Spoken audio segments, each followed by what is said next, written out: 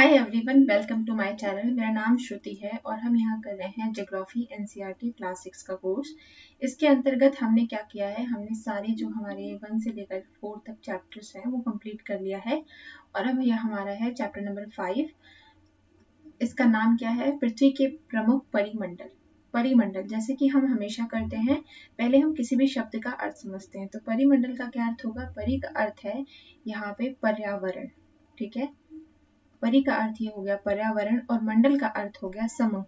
अर्थात पृथ्वी के जो पर्यावरण के समूह है, पर्यावरण के जो समूह है उनकी बात की जा रही है। ओके, तो पर्यावरण के समूह को ही हम परिमंडल कह रहे हैं। और वो कौन कौन से हैं, चलिए पहले हम देखते हैं पृथ्वी के बारे में। देखिए, पृथ्वी एक इकलौता ऐसा ग्रह है जहाँ पे जीवन संभव है। तो जो जीवन हमारा पृथ्वी पे संभव हुआ है वो किस कारण से हुआ है? कुछ पर्यावरण के समूह हैं उनके कारण हुआ है। वो कौन कौन से समूह हैं? पहला हमारा है वायु, यानी कि वायु के अंतर्गत जो हमें गैसें प्राप्त हैं, जैसे ऑक्सीजन, कार्बन डाइऑक्साइड, उसकी बात की जा रही है। दूसरा हमारा है जल। पृथ्वी को नीला ग्रह ही कहा जाता है, यहाँ पे बहुत मात्रा में जल उपलब्ध है। इसके अलावा तीसरा हमारा है भूमि, अर्थात जो हमारा स्थल है उसकी बात की जा रही है, ठीक है। तो इन तीनों को मिला करके हम इसको कह रहे हैं परिमंडल या फिर पर्यावरण के हमारे पृथ्वी के घटक। तो इस चैप्टर में हम इस तरह से पढ़ने वाले हैं। तो हमने पहले ये समझ लिया कि हम कैसे पढ़ेंगे। चलिए अब हमें देखते हैं इन तीनों को मिला करके क्या होता है। जब जहाँ पे वायु, जल और भूमि तीनों ही चीजें मिल जाती हैं, तब वहां पे हमारे जीवन की शुरुआत होती है, अर्थात जीव मंडल का निर्माण होता है। जीव मंडल कौन सा एरिया? एक सीमित क्षेत्र जहाँ पे जीव जंतु और पौधे पाए जाते हैं। ओके गाइस, तो पहले हम शुरू करते हैं पर्यावरण के घटक से। देखिए, जैसा कि मैंने आपको बताया, पर्यावरण के पृथ्वी के घटक कितने प्रकार के हैं? 3 प्रकार के हैं, ठीक है। पृथ्वी के पर्यावरण के जो घटक हैं वो 3 प्रकार के हैं। वो कौन कौन से हैं? पहला हमारा है भूमंडल, दूसरा है वायुमंडल, तीसरा है जलमंडल। और जब ये तीनों एक सीमित क्षेत्र पर बनते हैं, तो जब ये मिल जाते हैं एक सीमित क्षेत्र पे, तो फिर जीव मंडल का निर्माण होता है जहाँ पे जीवन संभव है। और जीवन के अंतर्गत या फिर जीव के अंतर्गत कौन कौन आता है? हमारे जंतु, जंतु जगत, प्लस में हमारे पौधे यानी पादप। ओके, तो अब हम क्या करने वाले हैं? हम सबसे पहले भूमंडल के बारे में पढ़ने वाले हैं और इस वीडियो में हम भूमंडल के बारे में पढ़ेंगे। चलिए, भूमंडल किसे कहते हैं? पृथ्वी का सबसे ऊपरी एवं ठोस भाग जो है उसे हम भूमंडल कहते हैं। अर्थात अगर हम भूगोल की भाषा में कहें तो भूपर पट्टी जो है हमारी, जो पृथ्वी की भूपर पट्टी है, उसे हम कहते हैं भूमंडल। इसे 2 भागों में बांटा जा सकता है, पहला महाद्वीप और दूसरा महासागर। अगर हम बात कर रहे हैं भागों में बांटने की, तो इसे वैसे तो हम कहें तो बहुत सारे भागों में बांट सकते हैं, लेकिन बड़े स्तर पर इसे 2 भागों में बांटा जा सकता है। पहला हमारा है महाद्वीप। चलिए देखते हैं महाद्वीप कितने प्रकार के हैं। पृथ्वी पर 7 तरह के महाद्वीप हैं। 7 प्रकार के महाद्वीप पाए जाते हैं। वो कौन कौन से हैं? ये देखिए, हमारा एशिया हो गया, यूरोप हो गया, उत्तरी अमेरिका हो गया, दक्षिणी अमेरिका हो गया, अफ्रीका हो गया और हमारा ऑस्ट्रेलिया हो गया। ये हमारे 6 महाद्वीप हैं। जो 7वां है वो कौन सा है? ये ऐसे महाद्वीप है जहाँ पे सघन आबादी है, लोग रहते हैं, मानव का निवास स्थान है। लेकिन एक हमारा ऐसा महाद्वीप है जहाँ अभी निवास स्थान नहीं है, अभी संभव नहीं हुआ है। उसका कारण ये है कि वहाँ पे जो बर्फ है, बर्फ की चादर से वो ढका हुआ है। ये कौन सा है? ये है हमारा अंटार्कटिका महाद्वीप। इसे भी हम महाद्वीप की श्रेणी में रखते हैं, लेकिन यहाँ पे मानव निवास स्थान बहुत ही कम है। तो ये हमारा हो गया 7वां महाद्वीप। ओके गाइस, चलिए अब हम स्टेप बाय स्टेप पढ़ना शुरू करते हैं और सबसे पहले हम पढ़ते हैं अपने एशिया के बारे में। देखिए, एशिया विश्व का सबसे बड़ा महाद्वीप है। क्षेत्रफल की दृष्टि से अगर हम विश्व के देखें तो सबसे बड़ा महाद्वीप जो है वो हमारा एशिया है। और ये कितने प्रतिशत भाग में है? 1/3 भाग में ये फैला हुआ है विश्व के। यह पूर्वी गोलार्ध में स्थित है। अगर हम पूरे अपने ग्लोब को देखेंगे तो ग्लोब में यह पूर्वी गोलार्ध में स्थित है। गोलार्ध का मतलब गोले का आधा, मतलब पूर्व की तरफ ये स्थित है गोले के। और ये इससे क्या होता है? कर्क रेखा इससे होकर गुजरती है।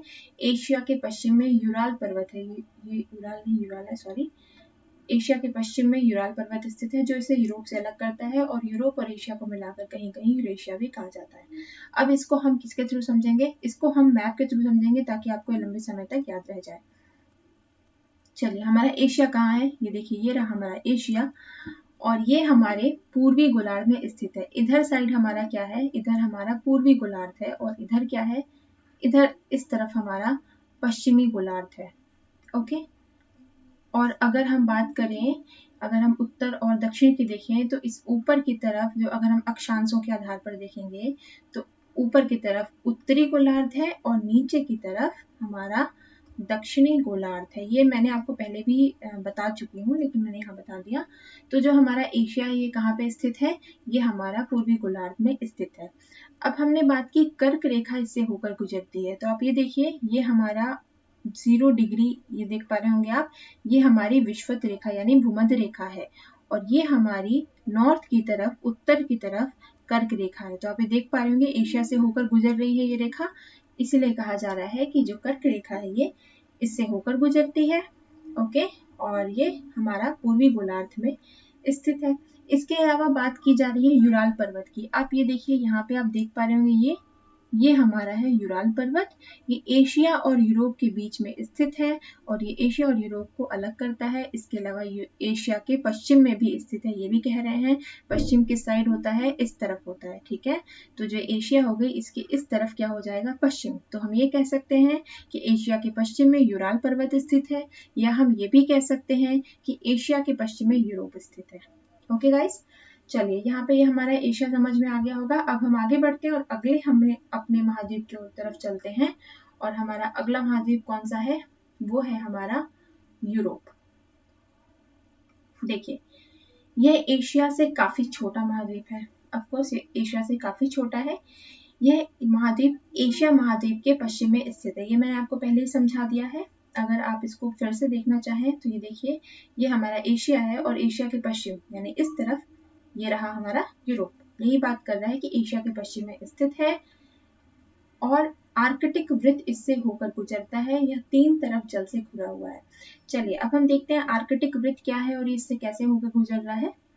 इसमें देखिए, ये आप देख पा रहे होंगे, आर्कटिक ओशियन, ठीक है, इसी के नाम से, यानी आर्कटिक महासागर, इसी के नाम से आर्कटिक वृत्त इसका नाम पड़ा है। ये हमारा है नॉर्थ पोल। इस एरिया को आप देखिए, ये रहा हमारा नॉर्थ पोल, ठीक है, यानी कि उत्तर, जो हमारा उत्तरी दिशा है, सबसे उत्तरी ध्रुव की बात कर रहा है ये, ठीक है। ये उत्तरी ध्रुव हो गया हमारा, ये हमारा आर्कटिक ओशियन हो गया। और अगर आप ये देख पा रहे होंगे, तो ये एक सर्कल आपको दिख रहा है, इस सर्कल की बात कर रहा है उस पॉइंट में।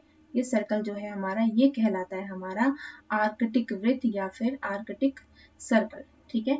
और ये आप देख पा रहे हो, ये यूरोप हो गया, और ये यहाँ से होकर गुजर रहा है ये सर्कल, उसी चीज की बात कर रहा है कि यूरोप से आर्कटिक वृत्त होकर गुजरता है। ये अगर आप पृथ्वी को ऊपर की तरफ से देखेंगे, नॉर्थ की तरफ से देखेंगे, तो सबसे ऊपर की तरफ से पृथ्वी ऐसी दिखती है। ओके गाइस, चलिए अभी पीछे देखते हैं क्या रह गया। यह 3 तरफ जल से घिरा हुआ है। अब यूरोप को आप देख लीजिए, यूरोप ये रहा, और ये 3 तरफ जल से घिरा हुआ है। किस तरह से घिरा है ये देखिए, अटलांटिक इधर है, इधर आर्कटिक ओशियन है, और इधर भी एक ओशियन है हमारा, अभी मुझे इसका नाम नहीं याद आ रहा, पर ये एक छोटा ओशियन है। तो आप ये देख पा रहे होंगे, जल से घिरा हुआ है तीनों तरफ से। ओके, चलिए अब हम आगे देखते हैं। हमारा अगला महाद्वीप है अफ्रीका महाद्वीप। क्षेत्रफल की दृष्टि से एशिया के बाद यह विश्व का दूसरा सबसे बड़ा महाद्वीप है। तो पहला हमारा जो बड़ा महाद्वीप है क्षेत्रफल की दृष्टि से, वो कौन सा है? एशिया। और अब हमारा दूसरा कौन सा हमें मिल गया? अफ्रीका। ओके, इसमें ये जो हमारा महाद्वीप है, ये एक मामले में बहुत ही खास है कि इसमें से भूमध्य रेखा भी होकर गुजरती है, इससे कर्क रेखा भी गुजरती है, साथ ही इससे मकर रेखा भी गुजरती है। किस तरह से, अभी हम मैप के माध्यम से समझेंगे। और अगला पॉइंट हमारा है, सहारा रेगिस्तान विश्व का सबसे गर्म रेगिस्तान है। ध्यान रखिएगा, ऐसे क्वेश्चंस कई बार आ जाते हैं प्रीलिम्स में। तो जो हमारा सहारा रेगिस्तान है, विश्व का सबसे गर्म रेगिस्तान है, और यह अफ्रीका में स्थित है। इसके अलावा विश्व की सबसे लंबी नदी जो है नील नदी, यह भी अफ्रीका से होकर गुजरती है। ओके गाइस, तो ये हमारे कुछ पॉइंट्स हो गए। अब इसको भी हम चलते हैं, मैप के माध्यम से ही समझेंगे इसको भी हम। चलिए, अफ्रीका देखिए यहाँ पे कहाँ पे है, ये रहा हमारा अफ्रीका महाद्वीप। अब हमने बात की, तीनों ही रेखाएं इससे होकर गुजरती हैं। 0 डिग्री ये रही हमारी भूमध्य रेखा, ये आप देख पा रहे हो इससे होकर गुजर रही है। ये हमारी हो गई कर्क रेखा 23.5 और ये हमारी हो गई मकर रेखा। अब आप इस मामले में कह सकते हैं कि बहुत ही इंटरेस्टिंग है ये कि ये महाद्वीप से तीनों ही रेखाएं होकर गुजरती हैं।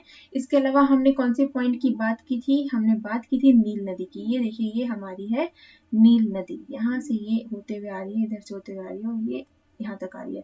तो आप ये देख पा रहे होंगे काफी लंबे हिस्से में है ये, मतलब ये ऊपर से नीचे तक बहुत लंबी नदी है। विश्व की सबसे लंबी नदी इसे ही माना जाता है, नील नदी को।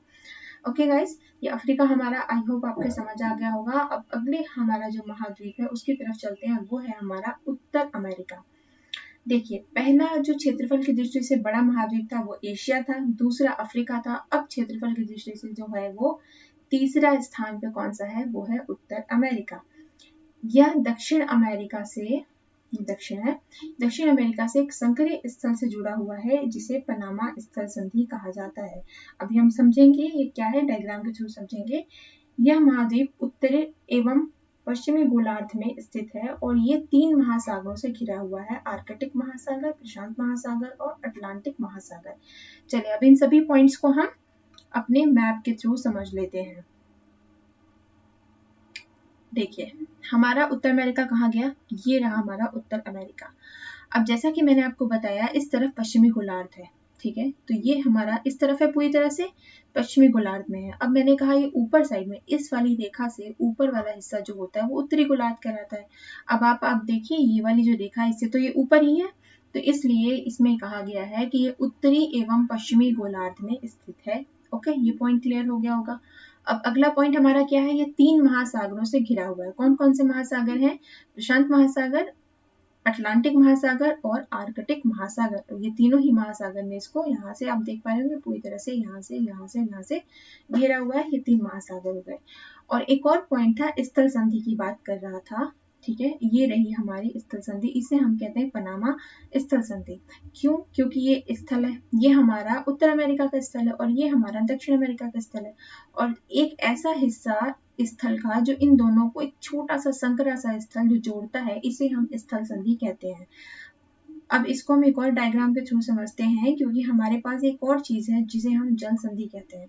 तो जल संधि क्या है उसे भी देख लेते हैं। ये देखिए ये हो गया हमारा उत्तर अमेरिका, ये दक्षिण अमेरिका, ठीक है। स्थल संधि यानी क्या हुआ? स्थल का एक संकरा भाग जो 2 बड़े स्तरीय भागों को एक दूसरे से जोड़ता है, अर्थात एक छोटा सा पतला सा भाग जो 2 बड़े स्थलीय भाग है, यानी उत्तर अमेरिका भी काफी बड़ा है अगर आप इससे कंपेयर करें तो, और ये दक्षिण अमेरिका, इन दोनों को जोड़ने वाले स्थल को हम क्या कह रहे हैं? स्थल संधि, और इसका नाम क्या है? पनामा स्थल संधि।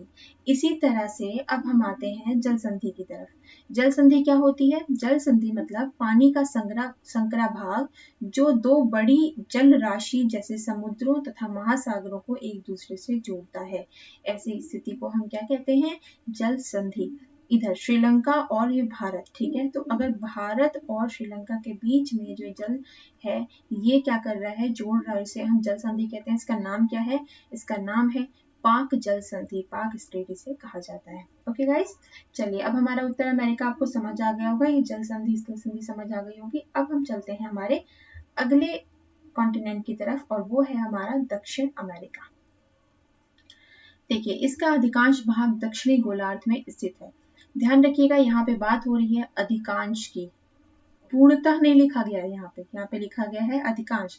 इसका अर्थ यह हुआ कि दक्षिणी गोलार्ध में स्थित है अधिकांशतः, लेकिन कुछ हिस्सा इसका उत्तरी गोलार्ध में भी स्थित होगा। अभी हम मैप के थ्रू समझेंगे वो। विश्व की सबसे लंबी पर्वत श्रृंखला एंडीज जो है वो उत्तर से दक्षिण की ओर इसी में फैली हुई है, और विश्व की सबसे बड़ी नदी अमेजन नदी यहाँ स्थित है। अभी हमने बात की थी विश्व की सबसे लंबी नदी की, जो कि अफ्रीका में स्थित है, जिसका नाम क्या था? नील नदी। तो इसमें कंफ्यूज मत होइएगा, अभी मैं आपको डायग्राम के थ्रू समझाती हूँ। चलिए स्लाइड की तरफ चलते हैं हमारे मैप की, और ये रही हमारा दक्षिण अमेरिका। देखिए चलिए यहाँ पे नॉर्थ है, ये हमारा साउथ है, यानी ये उत्तर हो गया, ये दक्षिण हो गया। अब उसमें बात की थी हमने उत्तर से दक्षिण की तरफ, यानी यहाँ से लेकर आप देख पा रहे होंगे एक मार्क बना हुआ है, ये जो है ये हमारा है एंडीज पर्वत, सबसे लंबी पर्वत श्रृंखला। अगर आप कहीं पे भी देख लें, पूरे विश्व में कहीं पे भी देख लें, इतनी लंबी पर्वत श्रृंखला कहीं नहीं हुई। पर्वत श्रृंखला का मतलब क्या हुआ है? श्रृंखला मतलब चेन, यानी पर्वतों का चेन, यानी पर्वत एक दूसरे से जुड़े हुए हैं। यहाँ से लेकर यहाँ तक एक लंबी पर्वत श्रृंखला है, इसे हम कहते हैं एंडीज पर्वत। ये हमारी दक्षिण अमेरिका में स्थित है। इसके अलावा विश्व की सबसे बड़ी नदी अमेजन नदी, आप ये देख पा रहे होंगे यहाँ पे, ये है हमारी अमेजन नदी, ठीक है, ये अमेजन नदी है और ये विश्व की सबसे बड़ी नदी है। जो हमने अफ्रीका की नील नदी की बात की थी, वो सबसे लंबी नदी है। लंबी और बड़ी में फर्क है, इस चीज को आप थोड़ा सा माइनर डिफरेंसेस को समझिएगा। ये क्षेत्रफल से बड़ी है, लेकिन ये यहाँ ऊपर से आप देख पा रहे होंगे नीचे तक पूरी फैली हुई है, तो ये लंबी है, इसकी लंबाई की दृष्टि से ये बड़ी है। ओके गाइस, तो ये थोड़ा सा डिफरेंसेस को समझिएगा, इसको मिक्सअप मत कर दीजिएगा। ओके, अब हमारा ये दक्षिण अमेरिका आपको समझ आ गया होगा। अब आगे बढ़ते हैं ऑस्ट्रेलिया की तरफ। देखिए ऑस्ट्रेलिया, यह सबसे छोटा महाद्वीप है और सबसे ज्यादा इंटरेस्टिंग क्यों है ये? इसलिए है क्योंकि इसे द्वीपीय महाद्वीप भी कहा जाता है। वो क्यों कहा जाता है? क्योंकि इसके चारों तरफ यह जल से घिरा हुआ है, इसके चारों तरफ यह जल से घिरा हुआ है और सबसे छोटा महाद्वीप है और ये दक्षिणी गोलार्ध में स्थित है। अब इसको भी थोड़ा सा मैप में देख लेते हैं, हालांकि काफी आसान है। चलिए मैप खोलते हैं और ये हमारा रहा ऑस्ट्रेलिया, ठीक है। आप ये देख पा रहे हो, इधर हिंद महासागर हो, इधर प्रशांत महासागर, इधर चारों तरफ आप देख रहे हैं जल है, ठीक है। इसलिए इस वजह से इसको हम द्वीपीय महाद्वीप भी कहते हैं। द्वीप किसे कहते हैं? जिसके चारों तरफ जिसका जो हिस्सा है वो जल से घिरा हुआ और बीच में एक छोटा सा स्थल होता है, उसे हम द्वीप कहते हैं, राइट। तो यहाँ पे काफी बड़ा हिस्सा है, अगर हम द्वीप से इसकी तुलना करेंगे तो द्वीप की तुलना में तो काफी बड़ा है, इसे हम महाद्वीप तो कहते हैं, लेकिन द्वीपीय महाद्वीप भी कहा जाता है। और ये दक्षिणी गोलार्ध में स्थित है, जैसा मैंने आपको बताया 0 डिग्री से नीचे का हिस्सा सारा दक्षिणी गोलार्ध कहलाता है। ओके, तो ये दक्षिण गोलार्ध में स्थित है, आप ये देख पा रहे होंगे पूरी तरह से। ओके गाइस, चलिए आपका ऑस्ट्रेलिया हो गया। अब आपका आखिरी कौन सा बचा है? वो है अंटार्कटिका, जिसके बारे में आपको थोड़ी सी जानकारी रखना जरूरी है। वो क्या है?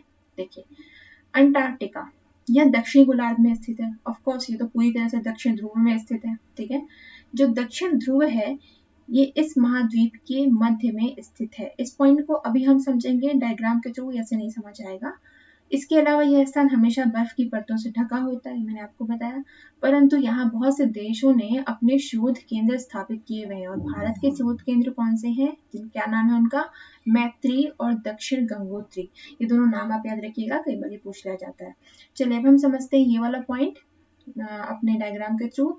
और ये है दक्षिण ध्रुव इस महाद्वीप के मध्य में स्थित है। वो कैसे स्थित है? ये देखिए, ये हमारा हो गया अंटार्कटिका, ये आप देख पाएंगे सफेद से दिखाया गया है। क्यों? क्योंकि ये बर्फ से पूरी तरह से ढका हुआ है। ओके, और ये हमारा हो गया साउथ पोल। ये पॉइंट आप देख रहे हैं, ये वाला पॉइंट, ये देखिए साउथ पोल लिखा हुआ है, ये साउथ पोल यानी कि हमारा ये दक्षिणी ध्रुव है। तो ये दक्षिणी ध्रुव आप देख पा रहे हैं अंटार्कटिका के बीच में स्थित है, तो वही तो बात कह रहे हैं उस पॉइंट में। इस पॉइंट को देखते हैं, दक्षिण ध्रुव इस महाद्वीप के मध्य में स्थित है।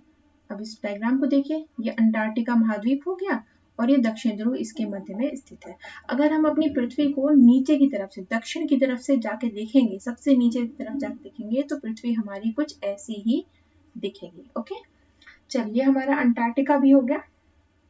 अब ये हमारे सारे महाद्वीप कंप्लीट हो गए। अगला हमारा आता है जलमंडल। इसको हम जलमंडल को पढ़ेंगे, जैसा कि मैंने आपको पहले भी बताया था। सबसे पहले हमने क्या कंप्लीट किया था? स्लाइड ये देखिए, सबसे पहले हमने देखा था भूमंडल के अंतर्गत हम क्या पढ़ने वाले थे? महाद्वीप और महासागर के बारे में। तो अब हमने महाद्वीप के बारे में पढ़ लिया, अब हम महासागर के बारे में पढ़ेंगे, जो कि भूमंडल का तो हिस्सा है, लेकिन महासागर जलमंडल का भी हिस्सा है। क्योंकि ये क्या है? महासागर यानी ये जल ही तो है, तो ये जलमंडल का भी हिस्सा है। तो यहाँ पे ओवरलैप हो रहा है, इसे ध्यान रखिएगा। ओके, अभी हम जलमंडल पढ़ेंगे अपने अगले वीडियो में। तब तक आप पढ़ते रहिए। Take care, bye bye.